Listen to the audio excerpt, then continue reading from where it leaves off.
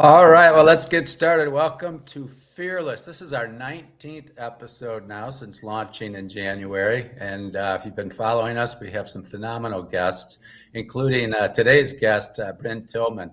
Brynne is so good, actually, that I've contracted her firm uh, to help me with my value proposition and my branding. And she and her team are doing a phenomenal job. Brynne is the founder and CEO of Social Sales Link, an expert in helping people sell through LinkedIn, help through networks, building trust. We're going to talk a lot about that, and overcoming fear. A lot of people in sales roles have anxiety about making their numbers and getting the deal, and getting the president's club or whatever.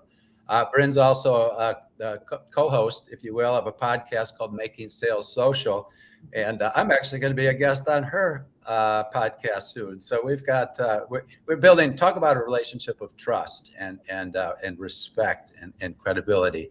I'm super excited about this, and I have to tell you something else. Before this interview, I prepare carefully with all of my guests and do quite a bit of research. And in this case, I decided I'm going to pull up Brynne's AI twin through Fuel. Brynne and I are both Fuel instructors, and this is a production of Fuel. So I pulled up her twin. And now a twin, by the way, and I have one as well, is loaded with our body of work, essentially. In my case, it's got 38 years, hundreds of articles I've written, 20 books. It's got hundreds of interviews, podcasts, over 300 YouTube clips, things like that, loaded. So this bot, my bot, Brynne's bot, has better recall than I do, actually. And it's just truly a phenomenal use of our AI. And so preparing for this interview, I pulled up Brynne's AI twin. We call it a twin, basically. And I asked her a number of interview questions and tools and things like that. The answers were brilliant. So you could almost say I know what she's going to say when I ask her these questions today. But with that, making sales social. And Brynne, we're going to ask a lot more questions around that. But just what does that mean to you? Oh, that is the first question we ask all our guests on the podcast. And you are the first person, and we have over 500 episodes, to actually ask me that question. But making sales social to me is really about relationships. It's about bringing value. It's about having real conversations that are meaningful to both parties. Right. When you think about a salesperson, traditionally, it's all about the pitch. It's all about, oh, I want to sell them something. And when you make it social, it's now about, I want to learn about them. I'm curious. I want to have a conversation that's meaningful where both parties feel like it was a great use of their time. So that's Yeah. really what it means to me. Yeah, and I think when you boil it right down to interpersonal skills, I love this ancient, if you will, teaching from Socrates, which was you have two ears and one mouth, use them proportionately. Yeah, I always love that. Essentially, yeah, listen twice as much as you speak or talk, and rather than pushing, maybe questions are a better approach. Pulling, I like to call it pulling versus pushing, and people know the difference right away, whether it's your kids that you're raising, or it's a team that you're leading, or it's a prospect that you're speaking with. Start with pulling Yeah. and building trust in a relationship and credibility. And you've got something called the CHIRP framework. I'd love to hear a little bit more about your CHIRP framework. Yeah, I'm happy to talk about that. But if I could just kind of talk about the trust piece, like our whole mission is to help people start trust-based conversations without being salesy. So the trust, and in today's world, is it's a challenge, especially with folks using AI. And I just want to talk for a second about how important this mindset is, and then we'll certainly go into CHIRP. But the mindset around trust-based selling is to always be honest. The And we're watching this engineered empathy, which I call professional gaslighting, happen all day long, where you get an email that for 7 seconds you think they looked at your LinkedIn profile, or they read an article that you posted, or John, I really love that article that you talked about around Kaizen and how much that's really impacting leadership. We help companies just like you do X, Y, and Z. And you're like, that is so, it's just starting every conversation off with a lie. And you can't build trust when your first impression is this, I want to manipulate you into thinking I spent time learning about you. So that trust base is so critical. And as I'm teaching LinkedIn and social selling, this for me is the absolute foundation. Is if it's not true, don't say it. Even if you think it's going to help you make more sales. This isn't about manipulation anymore. It's about solving real problems with real human beings at real companies. And so we have to come at that. So I just wanted to kind of start with that perspective.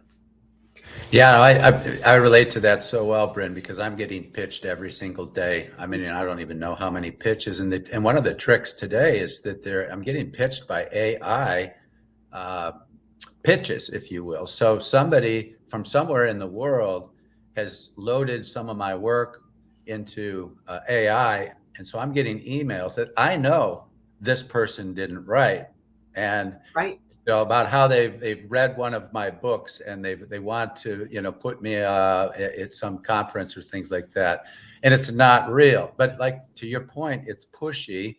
I don't even know who this person is. I don't know their organization. They're pushy to get me to do something, to buy something, and immediately I can relate to exactly what you're saying. There's no trust and there's no credibility. And what's interesting is sometimes I've actually responded if it looks credible enough, and I get back a non-AI written response, and it's clearly Not the same person is writer. not. Yeah, it's not the same person. Yeah. So there's a clue. Yeah, so challenge is the C in Chirp, if I'm not mistaken. And so how do you uncover the challenge? What would your thoughts be on that? Yeah, so this is interesting, and I love talking about Chirp. Chirp is further down the sales process, right? Most of what I do is the very first conversation. We'll often say we get you to hello, right? Like that's with the right people at the right time. But Chirp is now we've got a hello. We are going to get on a call, and how do I not pitch on this first call? And often that first call, we are so excited that someone's willing to jump on a Zoom with us that we are just going to tell them all the things that we do. We're going to just share, how great we are. And we're going to talk about case studies. And we haven't earned the right to do that yet. And so if someone says, hey, John, I'm really interested in learning about you coming in and doing a keynote for our leadership team. You're like, excellent, there's an opportunity here. But you get on and now you just start talking about all the things you can talk to in that keynote and all the things that they're going to get out of that. And we don't even know what their goals are yet. Mm-hmm. Right? So we're pitching what we are assuming they want. We're pitching what we want to tell them, but we haven't really identified the reason they'd hire us in the first place. And so that's where Chirp comes in. And Chirp really came out of, I was taught and trained for years under BANT. And I don't know if you know BANT, but you go in and you have to figure out budget, authority, needs, and timing. Those are all discovery questions that will help me sell, not discovery questions that will help me solve. And this is where Chirp will come in, right? So instead of me saying, John, if I'm selling John's keynote, right? So I would say, hey, so what's your budget that you have for this keynote? And they're going to say, oh, it's $5,000. And you're thinking, I charge $25,000. This is not even an opportunity now. Well, they just gave you a number. That doesn't really mean that's their only number. And now they've kind of put their line in the sand, and you've really killed the opportunity at any point, right? Because if the ROI they get on your keynote is $500,000 in the first 6 months, 25,000 is now an investment, not an expense on that keynote. But we're never going to know what challenge they have that you're going to solve in that keynote if we don't ask them what their challenge is, right? So that's where we have to start. So if you say, tell me about this audience that they're going to be at this keynote, and what are some of the challenges they're facing that you hope by the end of this keynote they start to think differently about, that they start to shift the way they're handling it. What is the challenge that you're hoping gets solved? So once you identify that challenge, when it comes time to, do you have a budget for this? It's, it's around the ROI they're going to get to solve that challenge, right? So great. So now we understand that challenge. Critically important. So, and by the way, I'm going to just back up for a second. The first question that you're going to say when you have this meeting is, so I'm really excited to have this conversation with you today. I kind of have the things that I'm hoping to share with you. What are you hoping you walk away with at the end of this call? We need to know at a big picture. They may say, look, I don't have any decision-making process. My only goal is to identify if I make the introduction to the person who's hiring the keynote. That's really important to know at the top of the call. Like, we need to know their goal of the call. So so now that we understand that, what is the challenge their team is facing? What do we need to solve? And so now you could say, I know the challenge. I can go in with the ROI. So you go, okay, well, we're going to come in and we're going to teach them about Kaizen and how to, how to process, think through decisions, all those things. And she's thinking, we've done a lot of process work before. I don't know that this is different. So before you tell them that, you have to say, so what are some of the things you've done in the past, whether it's training or other keynotes or other initiatives that you've actually implemented to solve that challenge in the past, but haven't worked? We need to know that so that we're not pitching the story that's exactly what they've done before, where you may have a differentiator, but the words you might say may sound like we've been there, done that. And so now I'm going to lose the opportunity because I never understood what history they've had in trying to solve this challenge. Yeah, I have a great example of that, Brynne. Yeah, please share. I'll quickly share. This goes back quite a few years, probably over 20 now, but it was a big client. They became a big client of mine. It was a meat processing company, making bratwurst and sausage and hot dogs, things like that. And they had a 400% employee turnover. I mean, people would start and leave their first day. Why? The conditions were tough. It was cold because of the meat processing. It was wet. It was smelly, some would say. And they just had this huge turnover. So prior, they did team building training. They felt like that we didn't have any teamwork. And so I get invited in by the head of human resources to meet with the CEO and the COO and her. And just what you said, I asked about the challenge without knowing the chirp method. I said, so tell me about this challenge and why you calling me. She had gone to one of my workshops and said, we got to bring this guy in to talk to us. So I said, and then what's your history? So what's the challenge? Well, we got 400% turnover.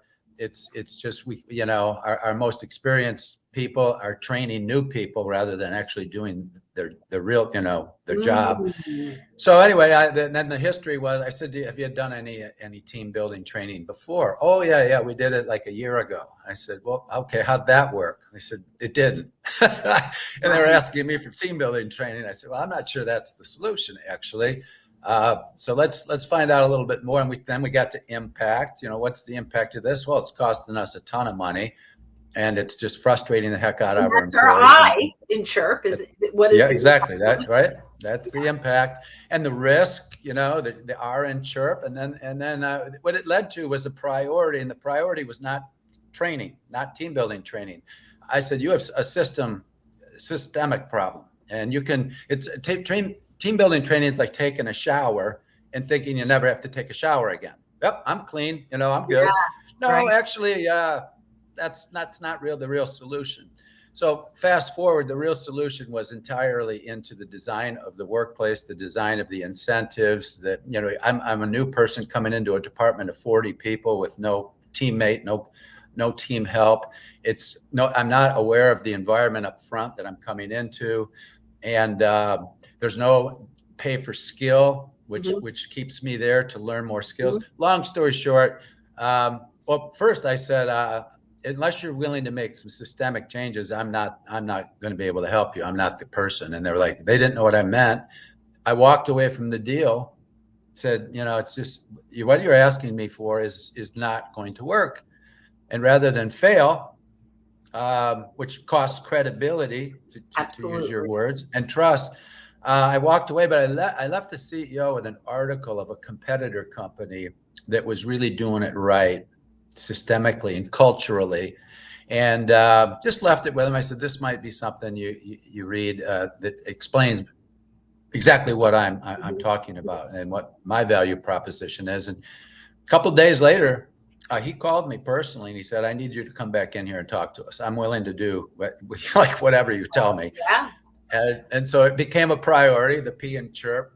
And I worked with this company for about a year. So it wasn't just a quick fix training. It was working in redesigning the onboarding process and the whole team building, and bringing people into a team of 8 people, not 40, and having incentives to stay and to grow and to cross train and things like that. Great. It actually led to one of my books called Get a Real Life. And anyway, it was that turnover went within a year from 400% to 40. That's great. Now, 40% turnover still sounds like a huge number, right? But Not in when that it's, industry, yeah. it was benchmark. So it was game changing and Yeah. sustainable. But it was, without even knowing it, I was using your I chirp love that. framework. I love it. So if I can clarify just so chirp, just as challenge, history, impact on the business today, risk of no change. So that for me, when people are talking about risk, so I've had a lot of folks say, what's the difference between impact and risk? Well, impact is how is it impacting you today? Risk is what happens if you don't change. And then how is this a priority? Because sometimes we'll go in and we'll hear a big challenge that we can talk to, but then they're like, yeah, but we have 7 other priorities, 7 other challenge priorities. This is low on the list. And you need to know how important it is to them to solve that problem in order really to give them a solution that's worth investing in today. Oh, absolutely. And we've talked about this. In fact, I had a conversation with your AI twin about this very thing. And I use the acronym CODN in my work, which is cost of doing nothing. And another tool I use is the FMEA, the failure modes and effect analysis, which is essentially saying what could go wrong and how serious is that? What's the risk? And what could we do to make sure it doesn't go wrong? But I do the FMEA not just once on the changes we intend to make. What's the risk of making these changes? But I'll get a team to say, what are the risks of not making the changes? And 9 times out of probably 99 times out of 100, the risk of not changing is higher than the risk of changing. So it's a way to win support and gain commitment from senior executives who have the problem with respect to fear. Yeah, but if we do that, the wheels could fall off, or this isn't really a good time. We should probably put that into next year's plan and budget, and excuses. Mm-hmm. And we're a team of very bright people who I've been working with, like through Kaizen events and things like that. The whole team is aligned in saying, we actually have to do this. This is essential, and here's the analysis and everything. And so I behind the scenes, I'm coaching the executives and saying things like, be very careful to resist or say no to this team because you've commissioned them to figure out this problem and solve it. And they have, and they're aligned and they're very bright and they've got facts and data and analysis. And you're going to say, no, we're not going to do that. That's not wise leadership. So, yeah. But speaking of leadership now, and back to the whole theme of fearlessness and fearless and moving through fear. I mean, you started a company. You grew up with a traditional sales kind of background, Yeah. pitch, and, make your numbers, and your intuition. You sensed that's not really the best way to grow a business, and you've grown an amazing business. So talk to me just a little bit about some of the doubts that you had, the temptations maybe to go back to the old way, because I've experienced those. Yeah. And how you got through it. So interesting you said the temptations to go back. Very little temptation. However, occasionally old habits would it's not like there was no, I want to go back to it. But when you've got some bad habits, sometimes they start showing up. So I would call it more that. And then so let's go back. So I grew up having very traditional, in fact, still taught probably one of the largest sales training companies globally with very traditional sales mindset, where BANT was like top of we've got to understand, we have to identify pretty quickly if there are a real opportunity or it's wasting my time. Right. And so often the first question we were taught to ask is, before we get started, if I say anything that you don't like, or you say something that I don't like, let's just agree that we can let each other know there's not a fit. Okay. So that was like where we'd start a conversation. And then you go, oh, well, that makes sense, right? You give them an opportunity to have an out. But what happens in sales or with humans when you say, don't think of the elephant in the room? You think of the elephant in the room, right? Right. So the moment in my opinion, and I'm not right, by the way, this is just my evolution, right? Mm-hmm. The moment you say, if I say anything that doesn't align with how you think, you're going to think the whole time, does that align? Does that align? Instead of just, let's have a normal conversation without really an expectation other than at the end of this call, I can answer the questions you came with. That you feel at the end of this call that it's worth another one, right? That's the goal. The goal is not for me to get a commitment or for me to qualify you out. And so when we're coming in with, in my opinion, very selfish agendas or a selfish agenda, a narcissistic agenda, right? Mm-hmm. When we're coming in and this is what I need to move the sale forward, we now fall into this trap of they are never going to feel like they can trust us. And they may buy from us down the road, but the idea of building a deeper relationship starts off with it feeling very transactional. And it's a little icky from my perspective. Again, there are many people that are listening to this, hopefully many. There are people that will listen to this and go, I do that and it works for me. Great, keep doing it. This is just my journey and how I felt, right? So I, at one point, was a partner in a sales training company for a few years with an amazing woman who does a great job of teaching this. Great. And she's incredibly successful. I felt uncomfortable teaching something I would not do. Right? Does cold calling work? Yes.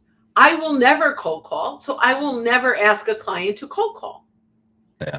That doesn't mean it doesn't work, right? So I just, because I get a lot of hate on this stuff, right? Like, there are entire companies built on training this and have great success. And by the way, have much bigger revenue than my little company has. So I'm not saying it's wrong or bad, but you asked, like, what's my journey through this? So when I found LinkedIn, I recognized very early on the value of LinkedIn was not a lead list. The value of LinkedIn is this is my Rolodex. This is my network, right? And LinkedIn gives us the ability to search and filter the connections of our network. So Yeah. I had a situation. I had an experience in 1992 working for Dun and Bradstreet, and I was in an inbound call center, then an outbound call center, and I was sitting across. Then made it to the field, and I'm sitting across a client, staring at his overflowing Rolodex, and I'm thinking, I don't want to go back to the office and cold call, but I need new opportunities. And I thought, man, if I could get my hands on that for 20 minutes, I could identify who he knew that I wanted to meet, have a conversation, and potentially get some warm introductions. So when I saw LinkedIn 2 decades later, I went, they built this for me. I can now search and filter my connections. So my happy clients, I can say, hey, John, here are the 12 people that you know that I'd love a conversation with. You know, who of these folks, knowing what I do, could you introduce me to? And you say, of those 12, I know 6 of them pretty well, 4 of them very well. And these 2, I talk to every couple of months. Great. So now I might say, because I don't want to put all the work on you, my client. So I might say, so of the 2 that you know exceptionally well, would you be open to making an introduction? I'll even write a little paragraph. And of these other folks, when I reach out, can I mention that we work together and you thought having a conversation with them would be worthwhile? Right. And so now I have the ability to start conversations with people I could not have gotten in front of without cold calling. But my first conversation is, hey, John Murphy and I were chatting the other day. Your name came up. He says hello. I've been working with him for the last 4 months. We're doing some great things. And he thought I might be able to bring value to your world, even if we don't work together. Let's connect. I'm happy to share some insights around X, Y, and Z. And now I'm starting all of those conversations with trust and credibility. But the last thing I want to say on this is my only goal of that call, when you introduced me to Todd, when you introduced me to Alex, and they take my call, my only goal of that call is that they go back to you and say, John, thanks for introducing me to Brynne. That is my only goal. It's not to make a sale. It's not to fill my pipeline. It's to bring so much value in that first call that they thank you for that introduction. And when you can do that on a consistent basis, you create trust-based conversations. You create trust-based relationships. Absolutely. In fact, that's how I met Fuel. I actually, Mac Anderson, who I've written a couple of books for and with, I should say. Actually, I've written 8 books for his company at the time. He's retired now from the publishing business. But Mac, Todd and Alex were looking for bringing in faculty members for Fuel, and they talked to Mac, who's got a massive network, as you can imagine, and he said, "You gotta reach out to this Murphy guy. He might have something to offer." So I got the introduction, and went out to Las Vegas and filmed a couple of courses, and then several more, and then started the Fearless podcast. And I'm also a host on Mindset Matters. So it's been a ride. It's been a journey. And, part of the whole message here is that, people have a tendency to fear uncertainty, which always exists. We can't predict everything that's going to happen. So you have really a choice to make. Do I put the brakes on and stop and get, paralyzed almost to be more adventuresome, more curious, more open to change and prosperity, or do I just, play it safe? And that's sometimes what I mean by the temptation. In my, in my line of work, I started actually next week will be 38 years, June 9th. Anyway, there were ups and downs, especially raising a family and being the sole breadwinner. Temptations to go back to the secure salary. I left an executive position to do this. But like you, my intuition always said, no, this is what you're meant to be doing. This is your Mhm. calling. This is the way you can help a whole lot of people. So stay the course, essentially. And so that's my story in a I love nutshell. that. But Brynne, yeah, and I think one of the closing messages I'd like to hear you just comment on is the whole idea of detach and attach. Your Yeah. simple shift. So if you are concerned or you have fear of being too salesy, detach from what the prospect is worth to you and attach to what you are worth to the prospect. When you make that mindset shift and you're really coming in to help solve a problem, you're not going to come off as salesy. And so that's really like that bottom line. So the fear of being salesy is the topic of today. If you can own that and live that, I'll say it one more time, detach from what the prospect is worth to you and attach to what you are worth to the prospect, you will earn the right to the conversation and the business when the time is right. That's brilliant, and so simple, Brynne, to summarize it that way. And it's actually the secret formula for my growth. I've never had a sales force. I don't make cold calls like you, Mhm. but I've been able to grow the business through referrals and credibility and networking. This is long before LinkedIn. This is before the internet. This is before YouTube and Google and all that stuff. But it was like you said, it was people, it was relationships, it was social, if you will, and networking. So, Brynne, thank you so much for joining me. I'm looking forward to being on your podcast soon. Yeah. But how can people reach you? And is there any final comments you want to make? Yeah. So I'm on LinkedIn. So Brynne Tillman. But the best thing from my perspective is if you've got questions, try Brynne.ai. It's BRYNNE.ai for free for 7 days and go in and have some fun. And no credit card required. Just go in and play with it. Absolutely. I mean, seriously, I can't say I was on Bryn's AI twin this morning for probably an hour, and just such an amazing tool, really, to support Brynne, to support me. It's just a way for people to have more access to our body of work. It's truly amazing. So check out Fuel, myfuel.io. Check out Bryn's twin and her courses. You can check out my own.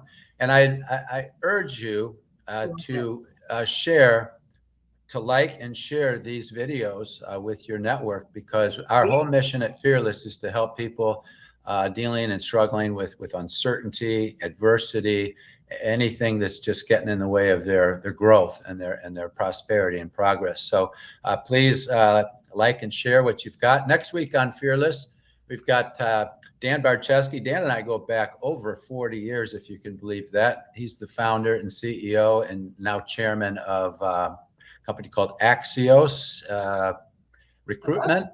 And I go back to the original company he started, which was called Staffing. I think it's the second largest employer now in the Midwest. It's a wonderful company and wonderful story. And he's going to talk about some of the bumps in the road, if you will, the adversity that he's run into. And he'll be a wonderful guest next week on Fearless. And then next Wednesday, my Change Mastery show through the Transformation Network is on. It's every the second Wednesday of every month. And next week's show is titled "When It's Time to Say Goodbye." When it's time to say goodbye, goodbye to what? Well, goodbye to just about everything. Goodbye today when it turns night. Goodbye to lost ones who you've lost. Goodbye to the job that you lost. Anything that you've lost that you value. You've got a choice essentially. Do you live with grief? Okay, and looking at the past, or you learn from it and move on. And so the whole theme is how do you handle goodbyes, which are happening essentially all the time. So that's next week. Again, thank you for joining us on Fearless, our 19th episode. Subscribe to our audience, which is growing faster and faster, and share the advice that you've learned on this show, and please go and check out Brynne. She's fantastic. Thank Thank you. you very much.